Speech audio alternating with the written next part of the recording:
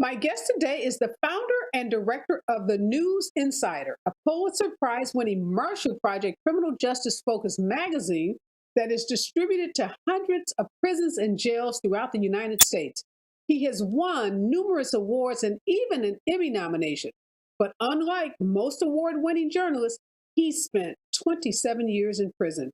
My exclusive interview with Lawrence Bartley coming up next.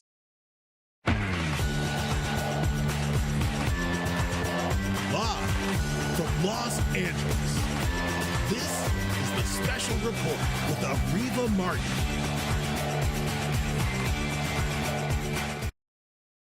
Good morning and welcome to the show, Lawrence. Thank you, Areva. Thank you for having me. Well, first of all, I just want to congratulate you. I was reading about all of your successes, all of the awards that you won, even an Emmy nomination.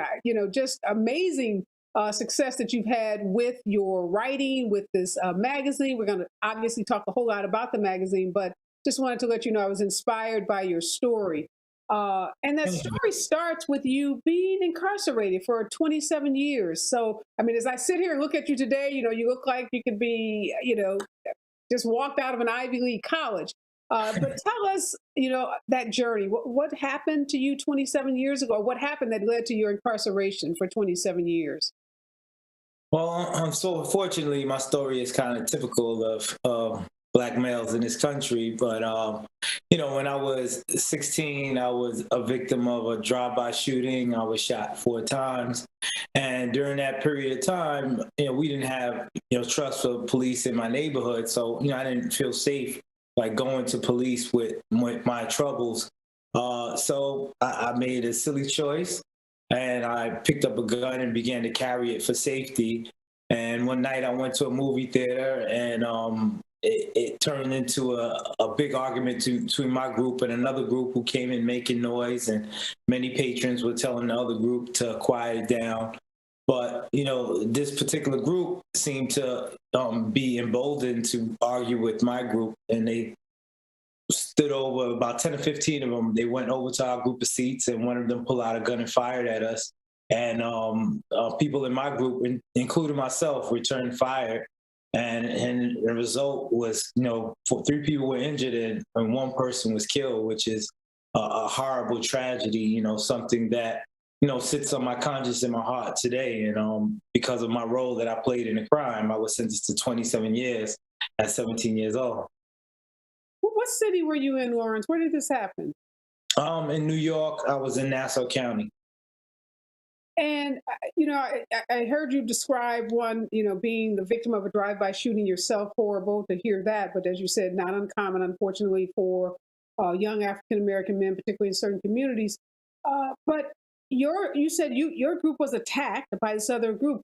Were you given the possibility of, pleading out, or, was the thought of raising self-defense? Did any of that come up, as you were going through your, criminal proceeding?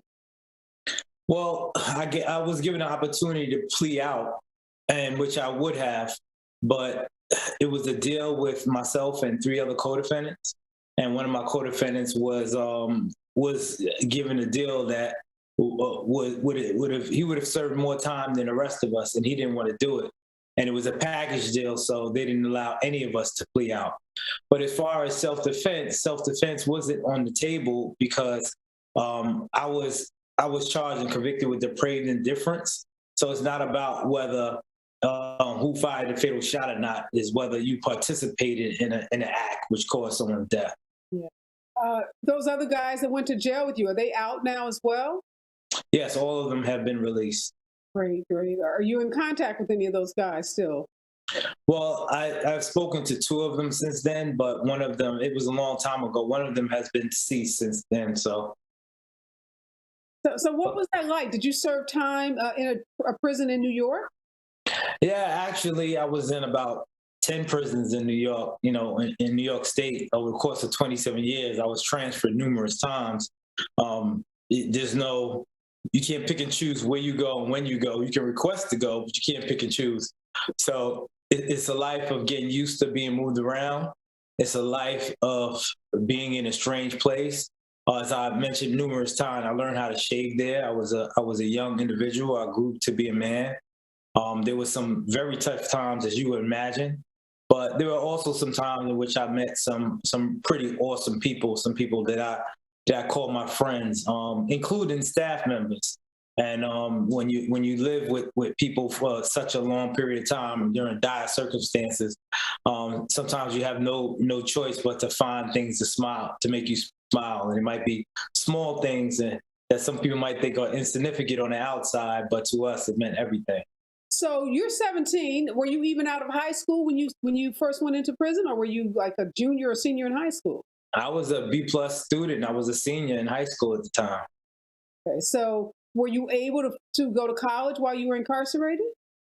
Yes, actually, as soon as I was sent to a state facility, I applied for college, and I went in head first, and I wanted to feel like I was on par with my classmates on the outside who have gone off into college. But you know, at that time, about a year after the 1994 crime bill came into effect, signed by Bill Clinton, and they removed Pell Grants from people who were taking college courses in prison, and just like myself and many others, college was taken away from us.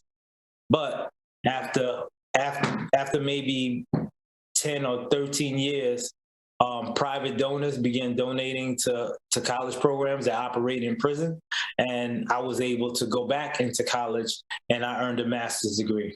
Wow, you got your bachelor's and your master's while incarcerated? Absolutely. That's phenomenal. So what were your degrees in? What studies?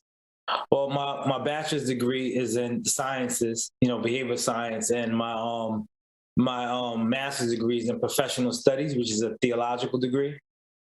So I mean, I'm sitting here, you're radiating like, so much confidence and positivity. How did you keep that spirit about you? Because I'm sure you didn't flick a switch and this started once you were, released from prison. This had to be, in some ways, your demeanor throughout those entire 27 years. Well, for the first half of my incarceration, it was tough, to keep my center. But when I try to describe it as that during the times that was tough, I would think of the days when I was 5 years old and my grandmother would hold my hand and walk me 8 or 10 blocks to get a slice of pizza.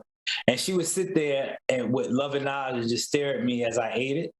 And so when times were tough, I would just think about those moments, and it would remind me of who I was and where I came from. And it would keep me strong, and it would inform the decisions that I made throughout the years. But during the second half of my incarceration, I was blessed enough to reunite with my childhood girlfriend, who became my wife, and she was a spark in my life. And she came to visit me every week, and she was my center of gravity, and she remains that to this day. Wow. How long have you guys been married? We've been married for going on 15 years. I think this month would be 15 years on the 27th. Wow. Were you able to have kids? Yes, we have 2 kids. We have a 14-year-old and we have an 8-year-old. That is amazing, Lawrence. Okay, so just fast forward. Tell me about the day when you knew you were coming home. Like, what through your mind? Like, how did you feel knowing, okay, this 27 years of what had to be described, I'm sure on some days as hell, what was ending? Okay. Oh, well, first let me say something. For your viewers might not understand how someone who did 27 years can have a 14-year-old and an 8-year-old. I was incarcerated. Okay, I'll let you explain that math. Well, let me explain it. Because I was incarcerated in one of 4 states that allow family reunion visits, which is if you exhibit good behavior consistently, you get an opportunity to be with your family members for 48 hours every 90 days. And I was able to participate in the program. That's how I had my children. But as far as the day I got out, it was a long time coming. I had a long, arduous parole battle. I went to 5 parole boards within 7 months' time, and it was really tough. Usually in New York State, a person who goes to 5 parole boards, it would take 10 years. So the person would have to do it every 2 years. You get the opportunity to come back. But because of a series of appeals and do-overs, and it was a arduous emotional battle because you're getting yourself up every time to present yourself in the best way possible to people who don't know you. All they have is your 27-year-old file of a crime that you committed when you were a kid. Nothing really that's nothing on paper that can express who you are today. Emotionally, you could read it, but it doesn't express who I am today. So I had to do that verbally. And so when I finally won that parole battle, and it was like, I'm going home to be with my son, who was 5 years old at the time, my other one who was 10, and I have an adult daughter. And finally to get home to my wife and my family was like, wow, and a whole new world. I mean, I felt like I was breathing fresh air for the first time. And when I walked out of there, and I didn't tell my children I was coming home, and we surprised them at their school. And when they saw me, they were like, "Oh my God, Dad!" And it was just so amazing, man. And I hold that moment dear for the rest of my life. Wow, that had to be incredible. So Lawrence, were you given life with the possibility of parole? Like how was it that you came up for parole at year 27? I was sentenced to 27 and a third year to life.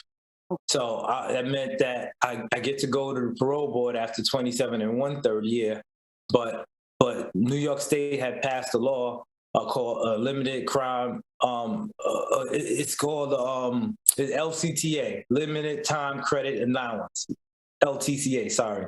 And it said if a person has significant program accomplishment, like college, a person only earns the right to go to the parole board 6 months earlier and be released 6 months earlier. And I had done that. And I had to convince them that I was rehabilitated and I was fit to return to society. And once I did that, I was able to be released. So why 5 times? I mean, you got a bachelor's degree, you got a master's degree. I'm sure that made you, in a very exclusive club amongst inmates in whatever prison you were in. Why 5 hearings? Well, because during that time in New York State, usually it would take a person at least 6 years to get out after going to their first board. They would get hit 2 times, 3 times, hit for 2 years, 3 times. It was very hard to get out. And it was like the board would take this attitude that you got life, so anything before that is a bonus. We're doing a benefit for you, that type of thing. There wasn't a sense of urgency. Like if we let you out at year 30, that's still better than life. So yeah, and that's how they would see it. But that's not how my kids see it. That's how my 5-year-old sees it. Like you missing 5 or more of my birthdays, you missing my graduations, and it's not to take away from the loss that the victim's family or anyone hurt by it felt, because I'm eternally remorseful. It's about whether I prove myself to be fit to society. Because if I am fit to society, why keep me in there? Did the victim's family come and try to fight your release? Well, I don't know. I know at the time of the parole board that there was some opposition, but they didn't tell me at that time who the opposition was from. But I received, there was 4 victims of the case. I fired 1 shot. Obviously, I didn't injure everyone, but I felt responsible for creating a situation in which anyone got hurt. And 2 of those victims wrote letters to support my release to my parole board. Is that because you had befriended them over the 27 years, or you knew them prior to? No, that was because there was something called the apology bank, which New York State holds. Like if an incarcerated person wants to write to the victim of their crime, they write it to this apology bank. And if the victims contact the Department of Corrections, they would let them know, listen, there's an apology letter for you. Do you want it? And it's tough for them to even find out it's there, but that's another story. But they were able to read my apology letter, which I wrote maybe 14 years before, 12 to 14 years before I went to the parole board. And I guess they thought it was moving enough to reach out to me and try to get my release effectuated. I'm so fascinated with this story. I'm losing that I'm supposed to be talking to you about this magazine. So, okay.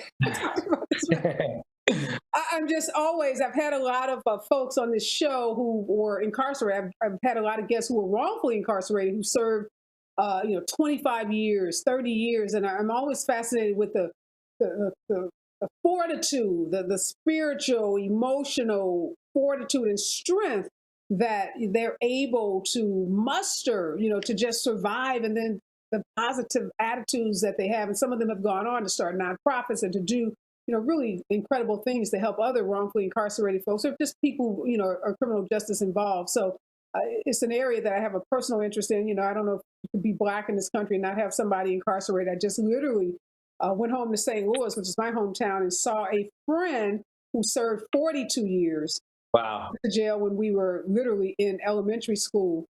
So that is such a part of our experience. Unfortunately, no matter who you are, you probably know someone or related to someone. So I'm always just, you know, encouraged when folks are out and they're not bitter and broken, because that system can obviously break you. Yeah. And let's talk about how you found this, your talent, your skill, your passion around writing. Did that start in, you know, those prisons that you served in? Well, yes. In the college programs that I was in, we had to write, especially when I was in graduate school. We had to write. We had to present orally over and over again. So I had developed some writing chops.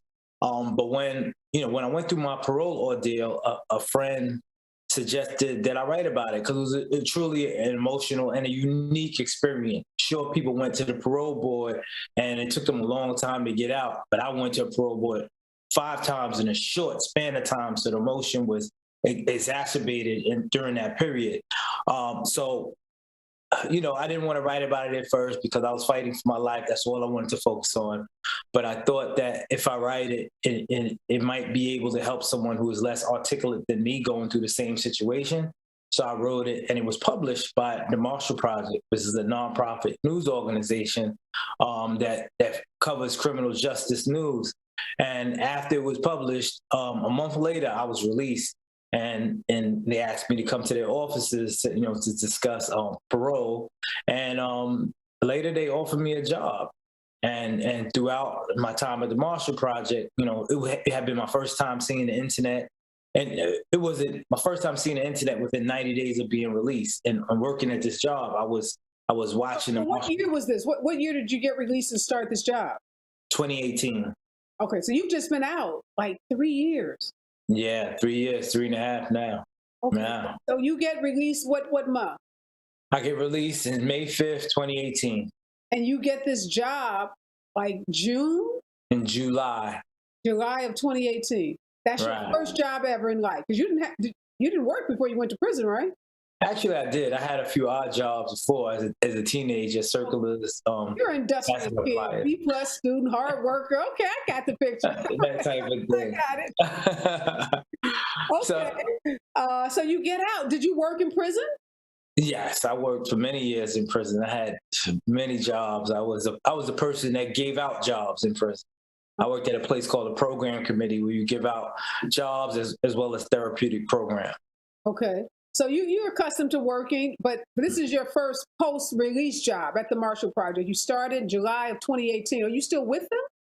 Well, actually, it was my second job. I started working for a nonprofit, which lasted about 90 days. And then I went over to working with the Marshall Project. And I've been working with them ever since, and I'm continue working with them to this day. Yes. So the newsletter, the News Inside, did you start that while you were still incarcerated, or you started it once you started the job with them in July of 2018?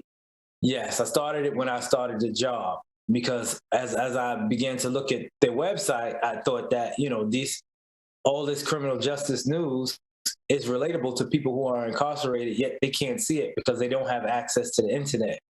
So I pitched the idea to curate our work in the Marshall Project and put it into print and distribute it throughout prisons across the country, with using my experience in prisons and jails, because I know that it's very hard to get publications behind the wall, but I'm familiar with the rules based upon, some of the, I was in the ILC, which is sort of like an incarcerated persons union, and I was familiar with the policy and procedures that govern the screening practices, and I was able to use that to News Inside's advantage in order to get our magazine circulated, and right now in 43 states across 650 prisons, 671 prisons across the country currently. So before this News Inside, Lawrence, were you aware of any publication that was distributed to jails? I was aware of a few, but a lot of them were super local. They weren't national. And the one that was heavily on the legalese and heavily on, fighting and railing against the system in one way or the other.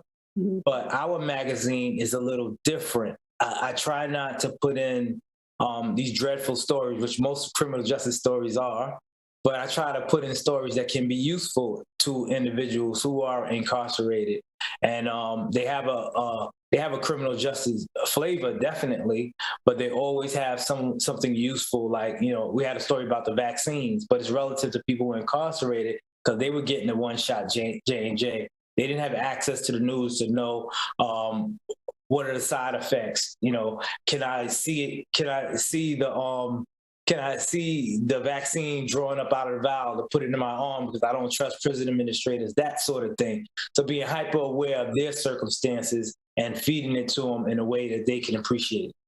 So I read someplace that one of the big concerns about starting this kind of publication and getting it distributed is making sure that none of the articles, you know, can incite violence amongst the inmates. How do you make sure that the articles, like what would be the type of article that might incite violence? That's wholly subjective. You know, some articles that prison officials think incite violence, I totally disagree. But the obvious ones are if I have an article that discuss how to make a shank, a person tell a story how to make a shake, someone might just do that and make a shank. If I'm talking about explosives in an article or something like that, or the time I assaulted a guard, that type of thing can give people ideas. So are you writing the articles for the magazine, or is there like a team of reporters going out interviewing folks? Like how does all of this get put together? Well, 80% of our content are written by our staff writers at the Marshall Project, and 20% of it come from our Life Inside series, which is a Life Inside column, rather, that's published every Thursday. And it essentially is people who have been impacted by the criminal justice system or work with the criminal justice system in any way they can pitch Life Inside. They're predominantly written by incarcerated people, but you will find correctional guards writing them. You might find judges, you might find attorneys. They all can write Life Inside. So do you have like editorial control? Because I know you have this inside information, right? You know what prisoners care about, you know what issues are going to resonate with them. So are you like the final decision maker in terms of, you know, what the content is for each magazine?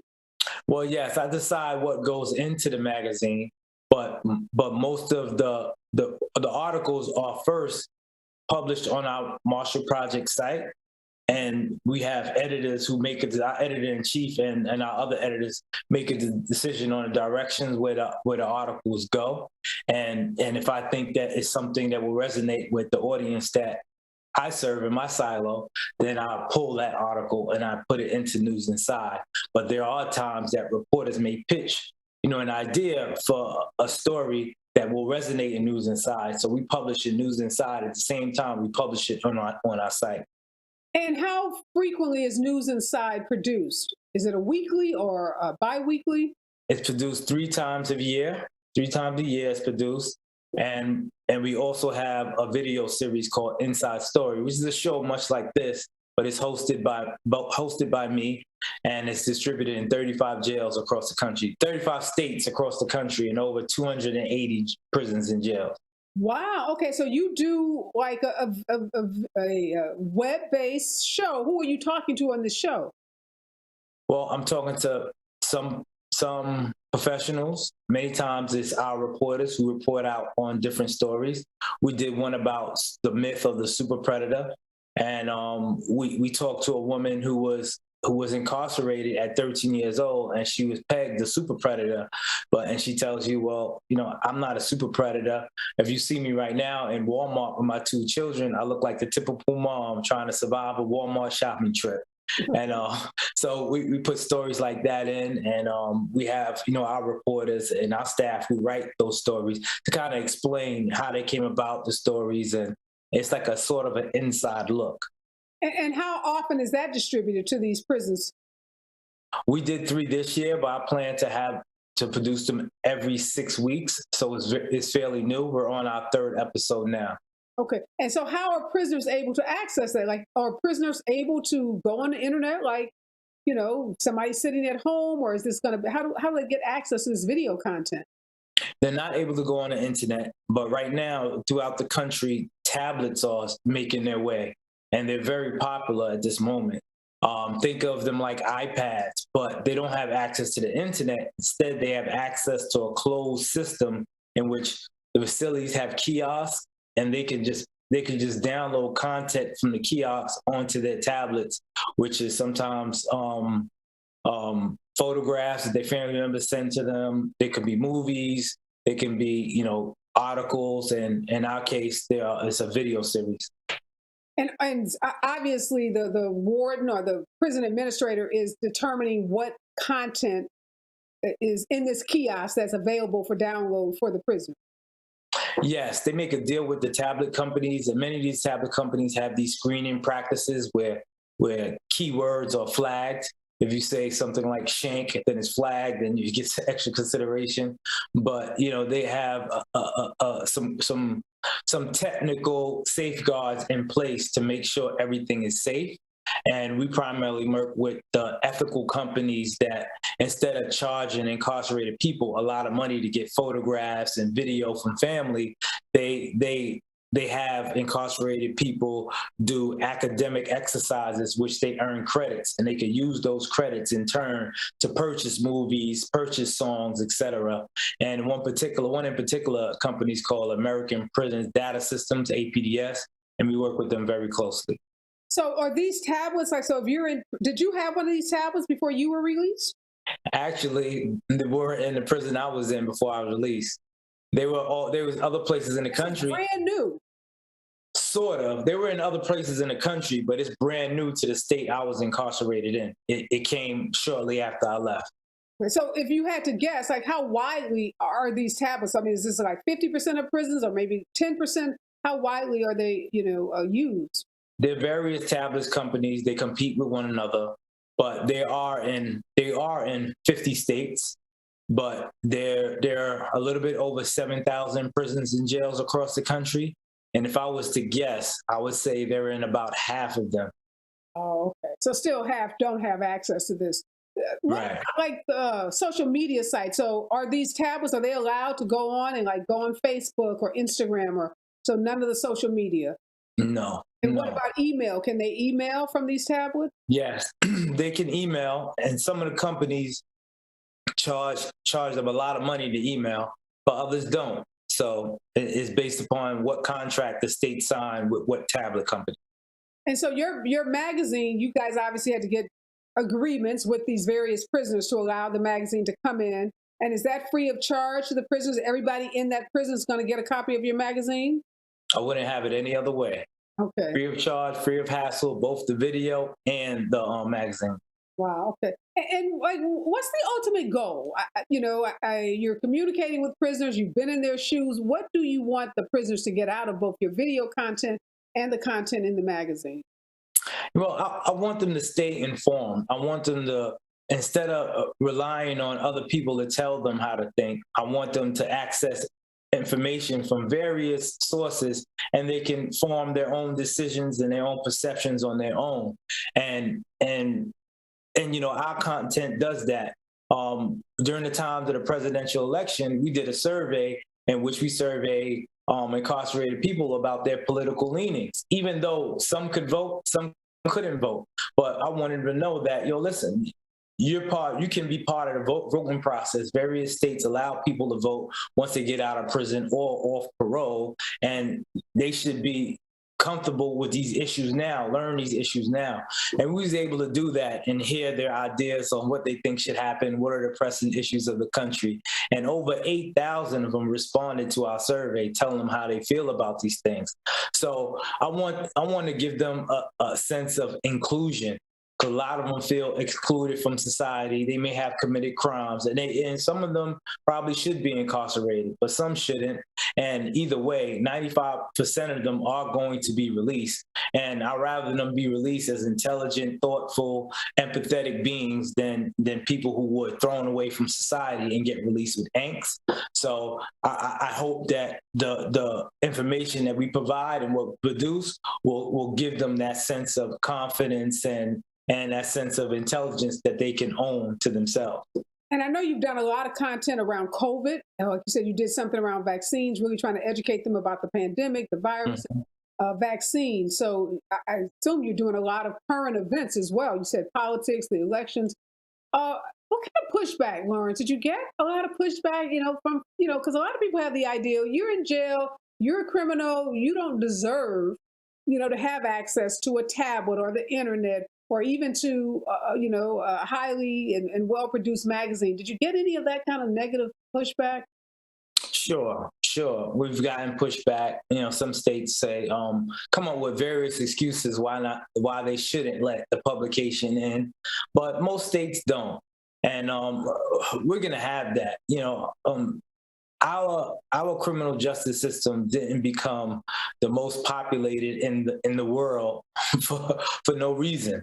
And there are, the old way of thinking is going to be hard to root out that old way of thinking. And to be frank, some new ways of thinking is perpetuating mass incarceration and that sort of thing. So we're always going to have that. But I think that educating people with information can help us get around that. And sometimes I'm going to have losses, and losses being, some states going to say, we don't want your content in here, but other states are going to say yes. But either way, some people and information travel, just like the old tradition where spoken word used to get out and people used to get it.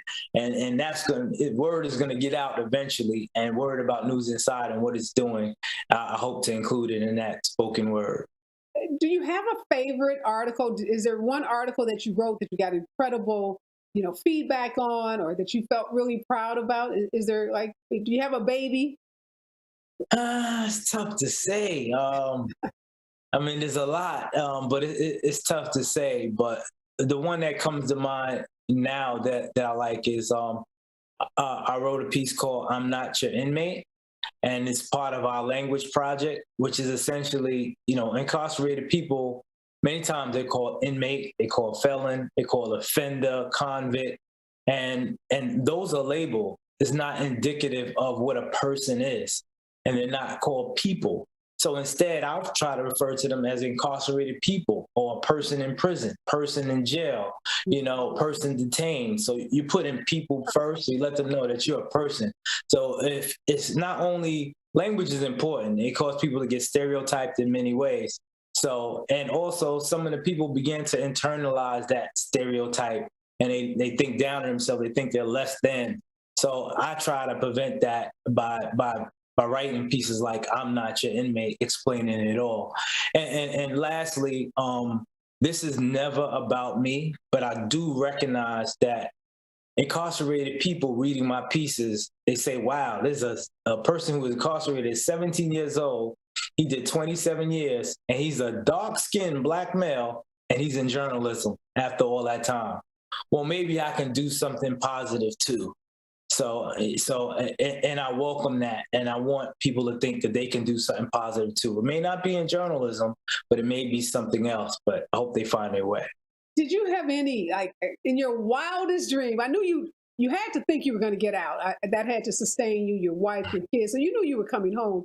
But in your wildest dream, did you ever think you would be doing what you're doing and getting the kind of accolades, winning the awards, getting the national recognition that this magazine has got? Well, no, I always hoped I would do something important, but I didn't think it would be in journalism, but we had the saying, which everyone probably knows, stay ready so you don't have to get ready. So I try to stay ready in many different fields and many different skill sets. So if I'm called upon, I'm not only going to come through, I'm going to come through and I'm going to do my job. So, that's where I am with it. Okay, what's next for you, Lawrence? You got, you've got this magazine. You now have your video series that's going into prisons. You're in, 43 states. What's next for you? Well, what's next for me is we Marshall Project and NBC News Now partnered, and we did a show in which I was a correspondent on some criminal justice issues. But I would love to do some more of that to kind of bring my way of journalism, non-traditional way of journalism when it comes to criminal justice issues to the small screen. And I think that people in the public will be educated by it a little more because I bring a different type of twist to it. Not to say that current journalists aren't doing a good job, because they're doing an exceptional job. But I know that me being non-traditional, I bring a different flavor to the mix, and I want people to be inundated with that flavor. So this project, was it a limited series, or like tell us a little bit more about the project you did with NBC? It was like a pilot, but a pilot that aired, and we hope to do more. We're lining up others, and hopefully it turns into something great, a good collaboration between the Marshall Project and NBC. We're actually doing some interviews with people who were on the criminal justice system.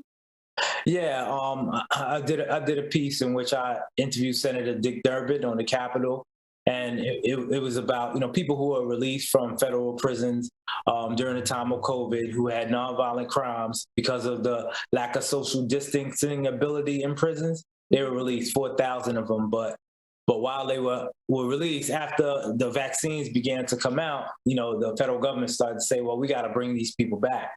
Right. So we did a story highlighting a 75-year-old great-grandmother who would have to go back to prison because of that. Wow. Well, Brian Williams is leaving MSNBC, so they got some job openings over there. So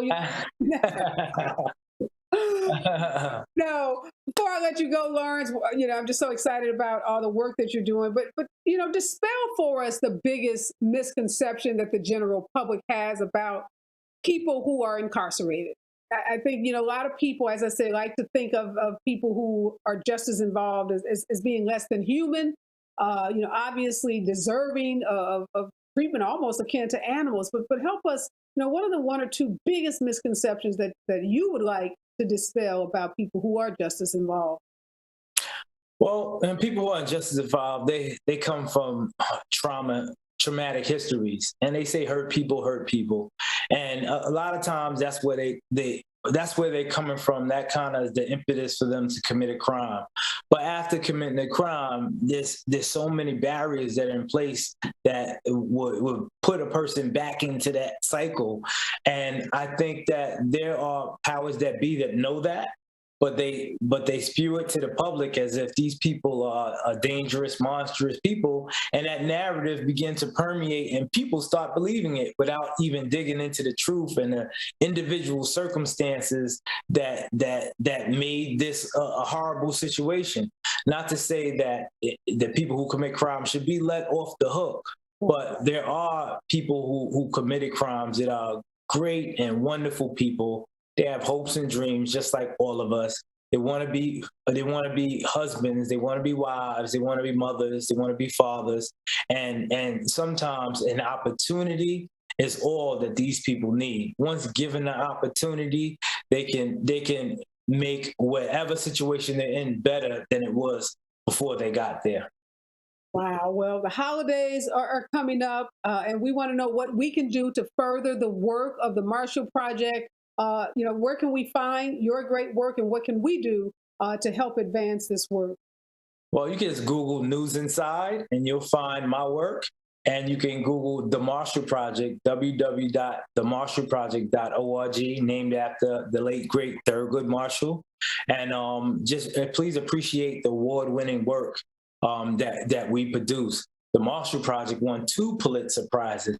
I didn't specifically win a Pulitzer Prize, but although my work was recognized for many awards, including the Edward R. Murrow Award, nominated for an Emmy, and much more. But super appreciate all the love the public has given the Marshall Project, which has trickled down to me. And I hope that you visit our website and check us out.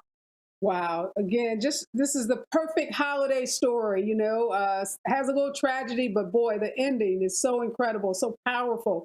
The work that you're doing. Yes, Thurgood Marshall, I'm a civil rights lawyer, so I owe my whole career to folks like Thurgood Marshall.